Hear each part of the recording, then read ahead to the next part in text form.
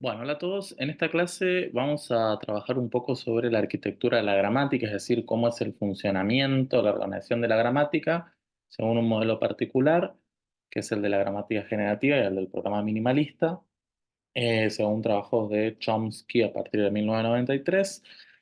Luego más adelante vamos a ver otros modelos, otras arquitecturas de la gramática, pero para entender esos modelos quizás es necesario saber el funcionamiento estándar de la gramática desde el punto de vista generativo. Eh, por lo general, todos los enfoques o las personas que trabajan en el marco de la gramática generativa adhieren a muchos de los principios e ideas que vamos a presentar ahora respecto del funcionamiento de la gramática, con algunas diferencias obviamente, pero el espíritu central es este que voy a presentar ahora. Entonces, también es importante mencionar que, bueno, por la relevancia de discutir un poco la arquitectura de una gramática, de entender el funcionamiento de la gramática, también nos va a permitir poder reflexionar un poco sobre las estructuras gramaticales, cómo se enseñan y cómo se presentan. Entonces, hay dos componentes que toda teoría gramatical debe tener en cuenta y todos estamos de acuerdo con que en una gramática tenemos un componente léxico que tiene que ver con un vocabulario, necesitamos conocimiento de las palabras, lo que significan, su pronunciación, su uso, sus propiedades sintácticas, morfológicas, etcétera. Necesitamos un vocabulario, pero sin ese vocabulario, bueno, no podemos hacer mucho. Necesitamos una sintaxis.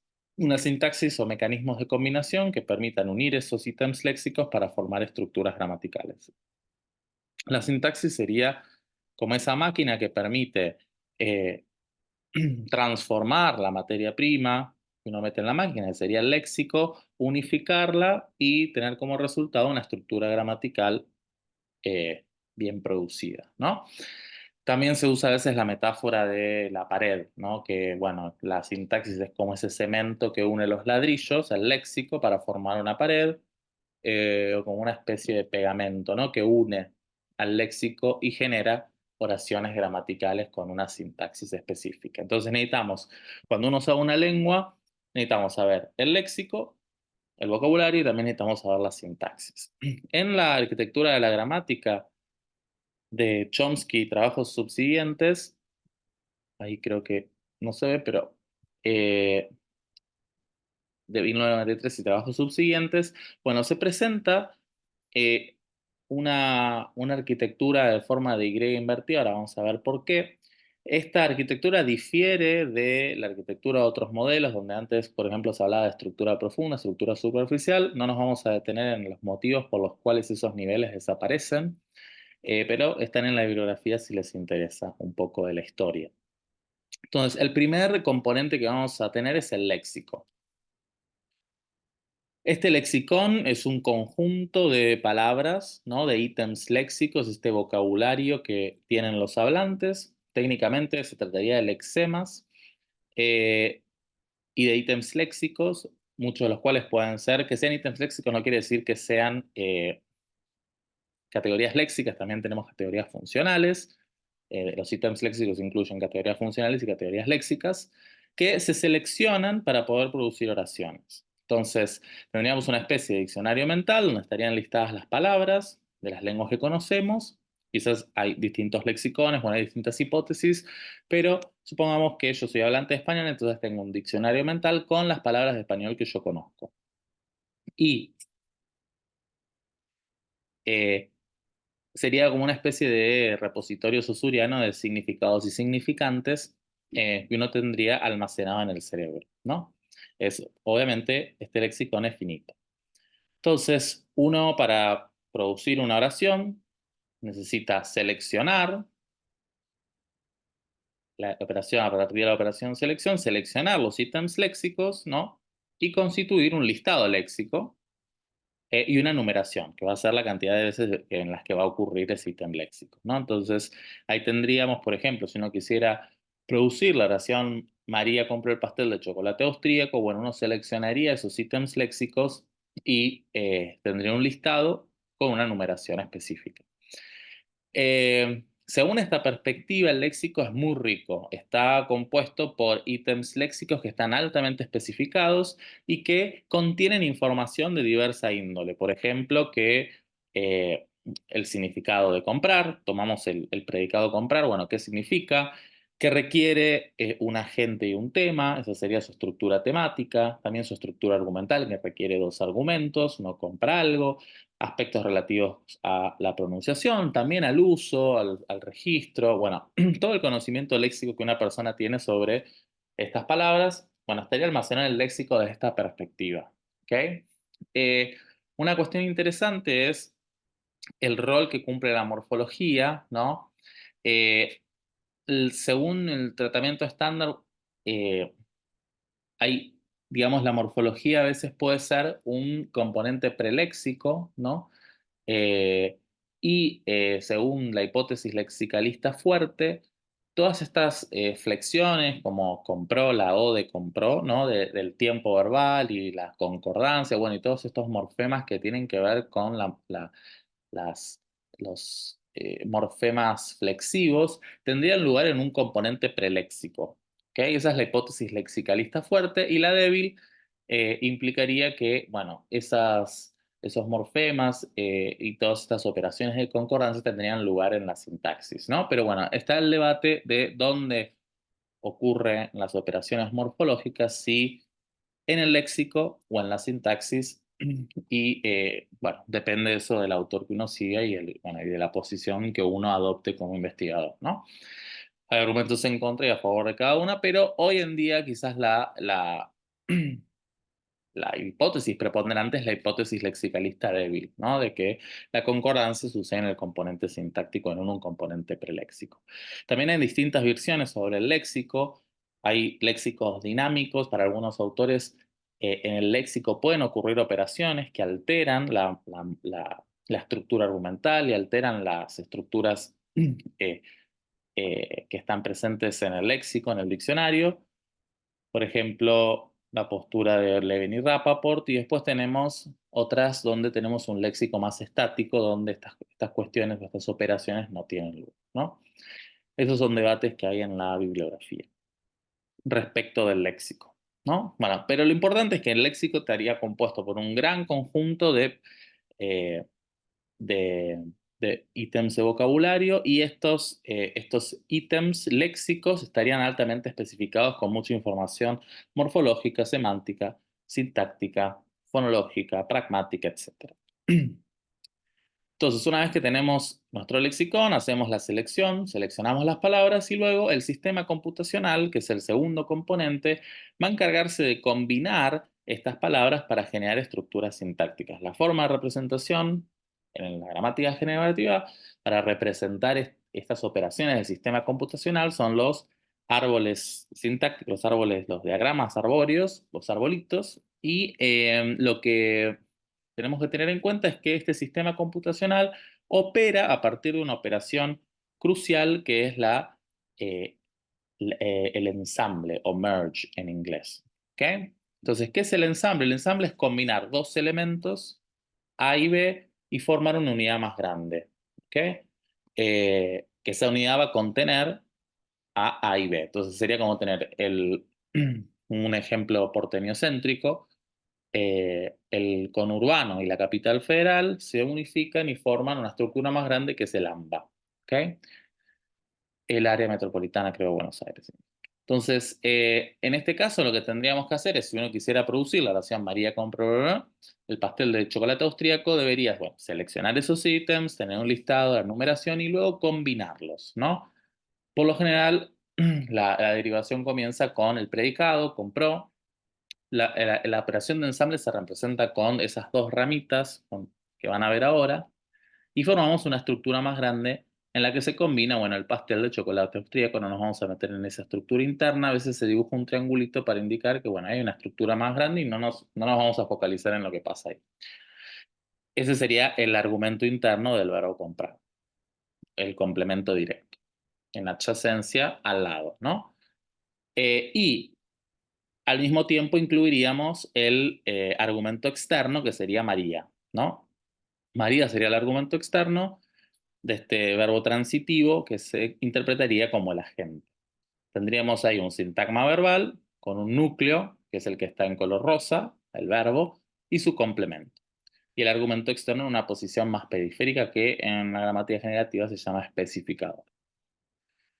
Este sería un caso de ensamble externo. Habíamos dicho que hay dos propiedades del lenguaje que son distintivas, que están relacionadas con las gramáticas libres de contexto y dependientes del contexto. Esta propiedad, que es la creatividad, esta posibilidad de combinar elementos, ¿no?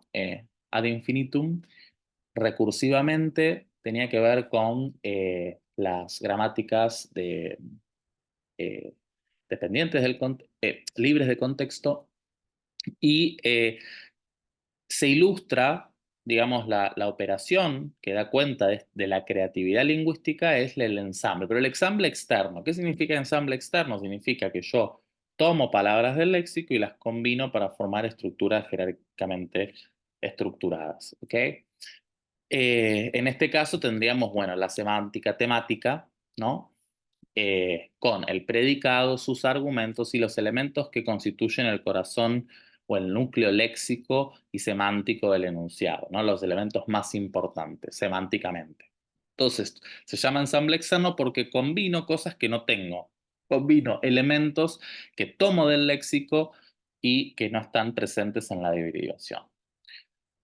Hay dos principios centrales en esta organización de la gramática y de las estructuras sintácticas, y uno es la endocentricidad, que las sintagmas poseen un núcleo. En este caso, el sintagma verbal tiene como núcleo el verbo, y el binarismo, que esta operación, el ensamble, se va dando de a dos. Vamos combinando dos elementos. Combino dos, después le agrego otro y formo una estructura más grande, y después agrego otro y así las ramas son binarias. No siempre fue así, pero hoy en día se suele seguir este principio. Eh, por otro lado, habría otra operación que nos permitiría, habíamos dicho, mover o desplazar constituyentes e interpretarlos en la posición originaria en la que ocurrieron, ¿no? Yo podría mover el pastel de chocolate austríaco, hacerlo más prominente y decir algo como el pastel de chocolate austríaco María compró. Lo puedo como topicalizar o focalizar. Y a pesar de que lo pronuncio antes del sujeto y al principio, habíamos dicho que esto se interpreta como el tema o el objeto directo sintácticamente de compró, ¿no? Esto tenía que ver con las gramáticas dependientes del contexto y con el desplazamiento y el movimiento, que es otra de las características fundamentales. Ahora, esta misma característica o esta propiedad distintiva del lenguaje también se puede entender como una forma de ensamble, pero no de ensamble externo, sino de ensamble interno.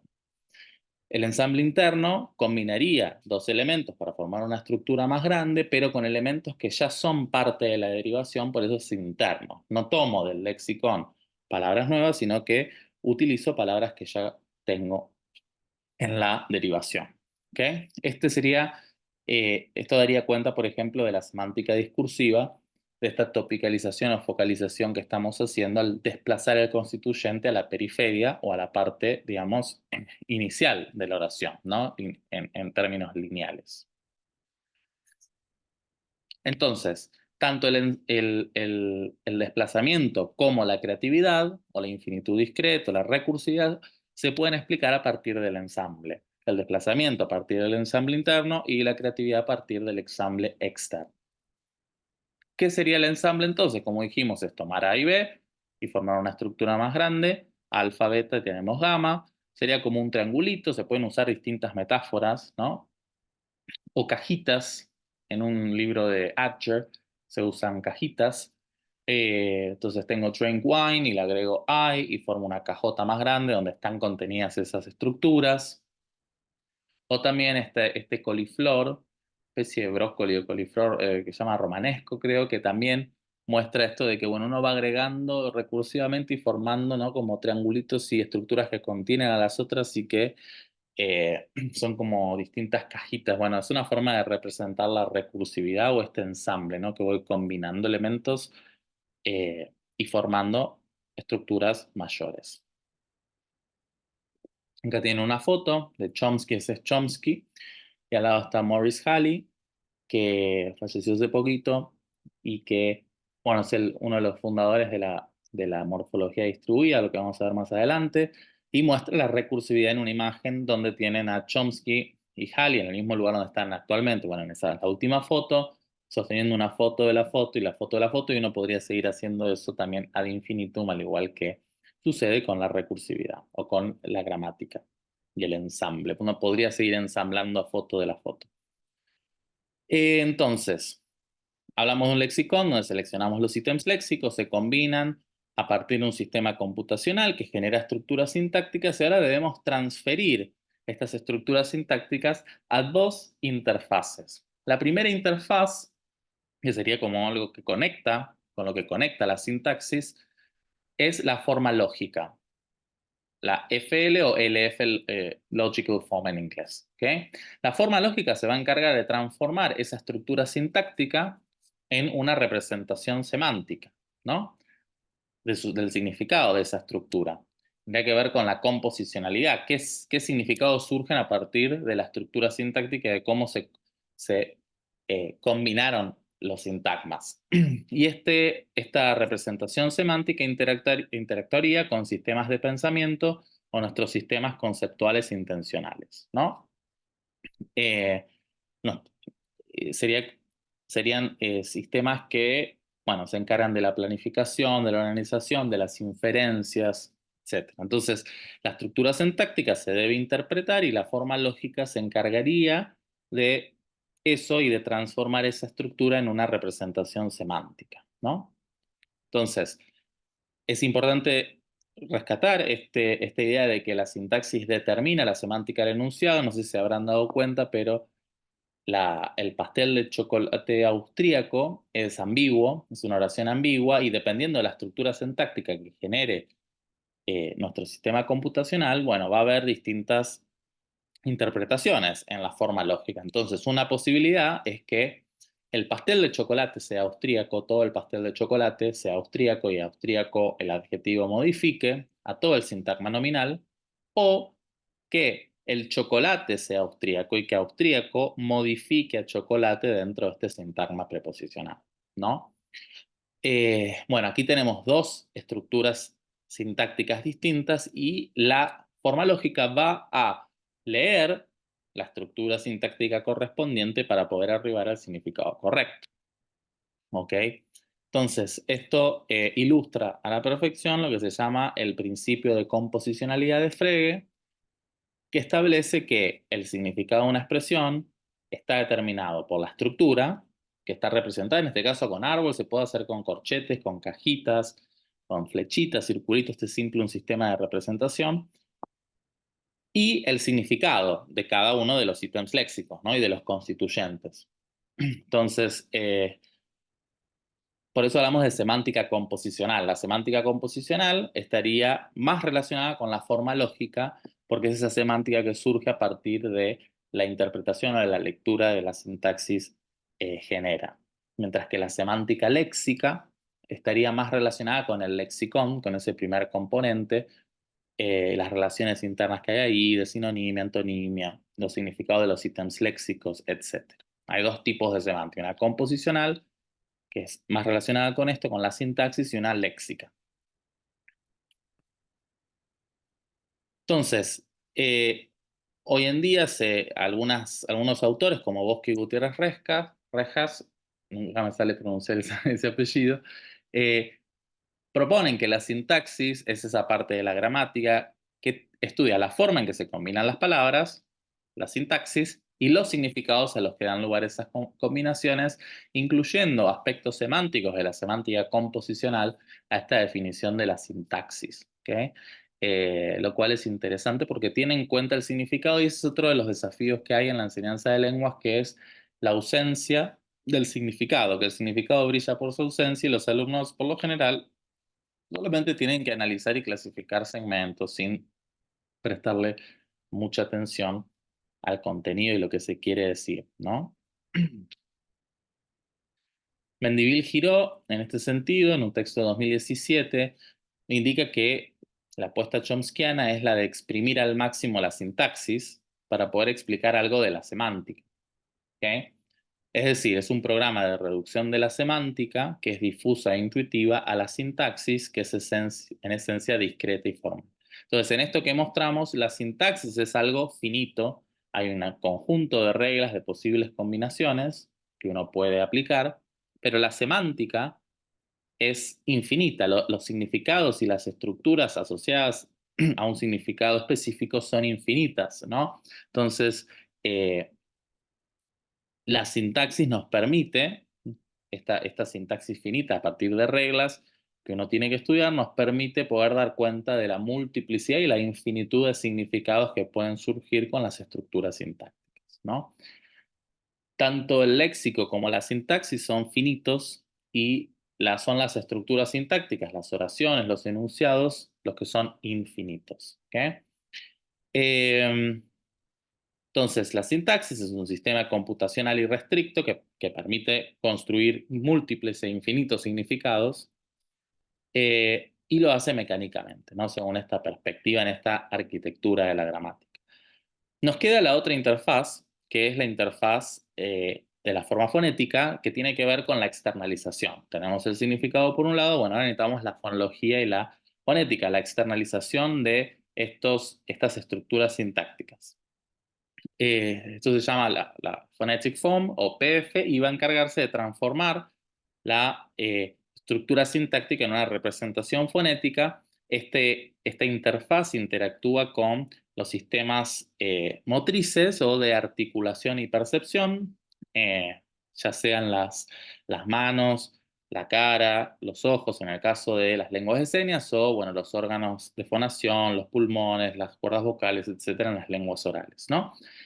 ¿Qué hace este componente o esta interfaz? Bueno, transforma en una estructura bidimensional, que es la sintaxis, que es jerárquica, en una estructura unidimensional en el caso de las lenguas orales, con una palabra tras de la otra, ¿no? No con una estructura en 3D, sino algo más lineal. Y lo externaliza. Eh, Entonces, la forma fonética se encarga de transformar una estructura jerárquica en una estructura lineal, o como se encuentran algunos autores que dicen que es de una estructura de adentro hacia afuera o a una estructura de izquierda a derecha. ¿Okay? La sintaxis sería algo más como estos móviles Calder que pueden ver ahí. Esto es una metáfora que usan Chomsky y Gallego en el texto, uno de los textos que van a leer, y tendría una estructura algo así, ¿no? Con jerarquías, ¿okay? Distintos constituyentes, parecen como un árbol sintáctico, eh, y transforman eso en una secuencia lineal, ¿no? María compró el pastel de chocolate austríaco, lo lineariza, ¿ok? Entonces, en función de esta organización o esta arquitectura de la gramática, Chomsky indica que el lenguaje está optimizado solamente en relación al pensamiento, a la interfaz de la forma lógica, siendo la externalización un fenómeno secundario. ¿Okay? Es decir, eh, la, la sintaxis genera estructuras que van a tener una mayor correspondencia con, o van a tener una más isomorfismo con la estructura conceptual y con la forma lógica. ¿Okay? Tanto la semántica como la sintaxis serían los componentes universales, ¿no? En las lenguas, y encontraríamos la externalización, en la forma fonética, la variación lingüística, porque las estructuras sintácticas se externalizarían de manera distinta a partir de la pronunciación de distintos ítems de vocabulario. Entonces yo tendría una estructura como Juan compró una casa. La estructura sintáctica de Juan compró una casa y de John bought a house en inglés, o Juan ha comprato una casa en italiano, la estructura sintáctica de eso sería más o menos la misma, y la semántica también sería la misma si consideramos esas tres oraciones como paráfrasis, ¿no? O traducciones, digamos, más que paráfrasis. Eh, Ahora, la externalización es distinta.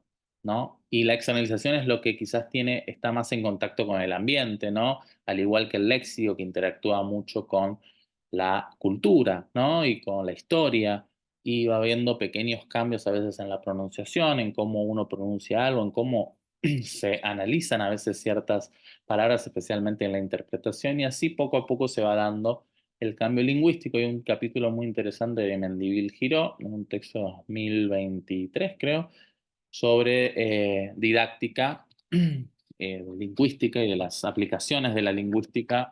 Es este Avances de la lingüística y su aplicación en el aula. Su aplicación didáctica, donde explica muy bien esto de por qué cambian las lenguas en función de esto, ¿no? Y es interesante destacar la idea de que, según Chomsky, a diferencia de lo que planteaba Aristóteles, el lenguaje sería significado con sonido, ¿ok? Es decir, el significado le damos sonido y lo externalizamos, ¿no? El lenguaje sería entonces una especie, eh, la sintaxis o la gramática sería una especie de lenguaje de pensamiento, ¿ok? Entonces, este es el panorama que tenemos y eh, tiene forma de una Y invertida, ¿no?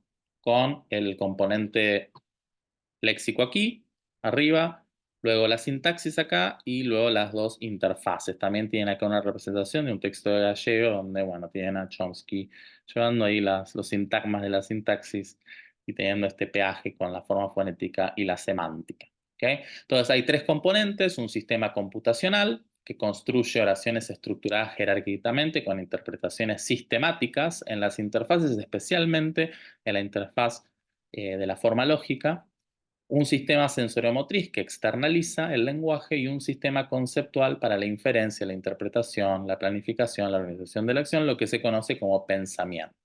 ¿Okay? También podemos usar la metáfora de la computadora para entender esta arquitectura, la semántica y la sintaxis. Bueno, y también nuestro léxico estaría en el CPU acá adentro, ¿no? La sintaxis y la semántica serían universales, ¿no? Todos tendríamos como ese misma hardware, ¿no? Y el léxico sería algo que varía, ¿no? Según las lenguas. Y después, la forma fonética sería la impresora, que externaliza eso que genera nuestra cabeza o que genera la computadora.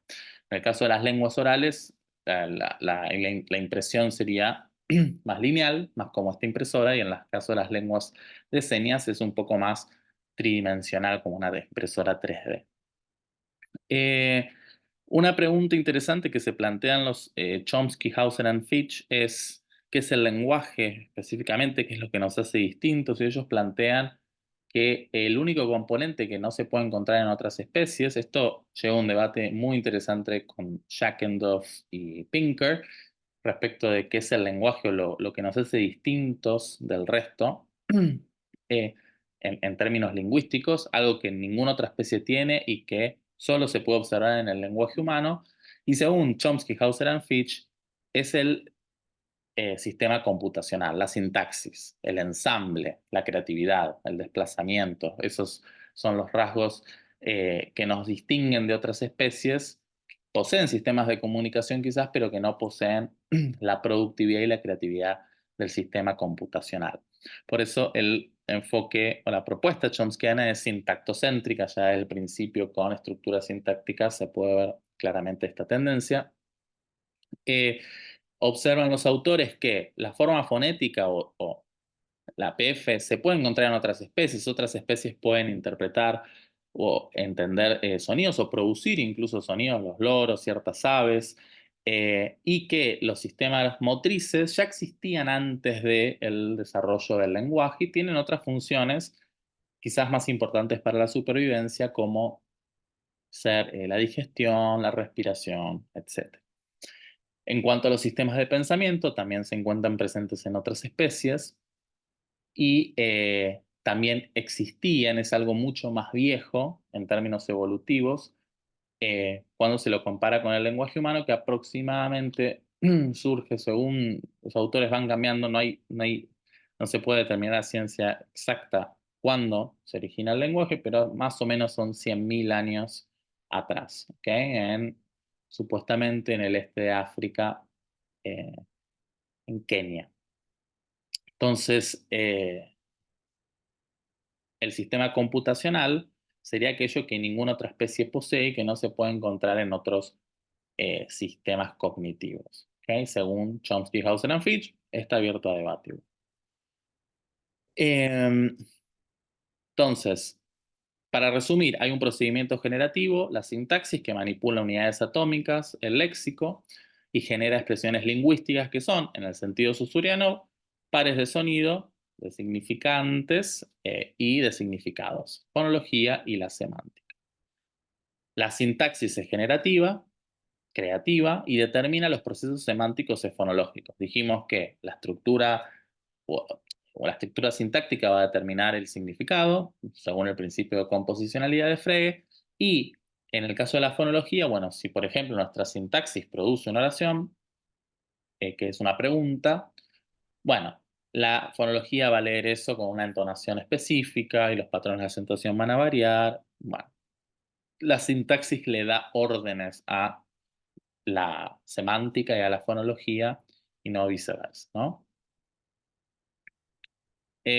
Acá tienen por último una última representación de este texto de Chomsky, Hauser and Fitch de lo que es el lenguaje humano, y para ellos el lenguaje humano estaría compuesto por estos componentes donde tienen en el centro la sintaxis y la recursión, y como es esta la propiedad distintiva del lenguaje, ellos denominan que esta es la facultad del lenguaje en sentido estricto, ¿ok? Eh, o como habíamos visto también en la clase anterior, la gramática en sentido estricto, sintaxis en sentido estricto. El resto de los componentes, como el componente conceptual intencional, los sistemas sensoromotrices, eh, constituirían la facultad del lenguaje, pero en sentido amplio. ¿Ok? La B de Broad, ¿no? En un sentido amplio, o lo que habíamos llamado la sintaxis o gramática en sentido amplio. Todo esto interactúa con la memoria, con la digestión, incluso con cosas externas. La cultura, la política. Bueno, la educación, o en el caso de nosotros, la enseñanza de lenguas, no podemos circunscribirnos. Habíamos hablado de uno de los desafíos, era que a veces se circunscribía toda la sintaxis y a la gramática en sentido estricto. Bueno, no se puede circunscribir solamente a eso. Eso ha generado un sentimiento antigramaticalista, sino que nuestro desafío es un poco más global. Tiene que tener en cuenta la competencia, la actuación, tiene que tener en cuenta la sintaxis, la semántica, la pragmática, la fonología, los usos del lenguaje, cómo interactúa en sociedad, la política, los usos políticos del lenguaje. Bueno, el desafío es un poco más grande e interesante, y bueno, vamos a ir hablando un poco eso de cómo tratar de integrar la reflexión gramatical en nuestras clases, teniendo en cuenta todas estas variables que acabamos de mencionar y variables externas, ¿no? De las que no podemos ser ajenos, obviamente. Bueno, muchas gracias y nos vemos en las clases siguientes.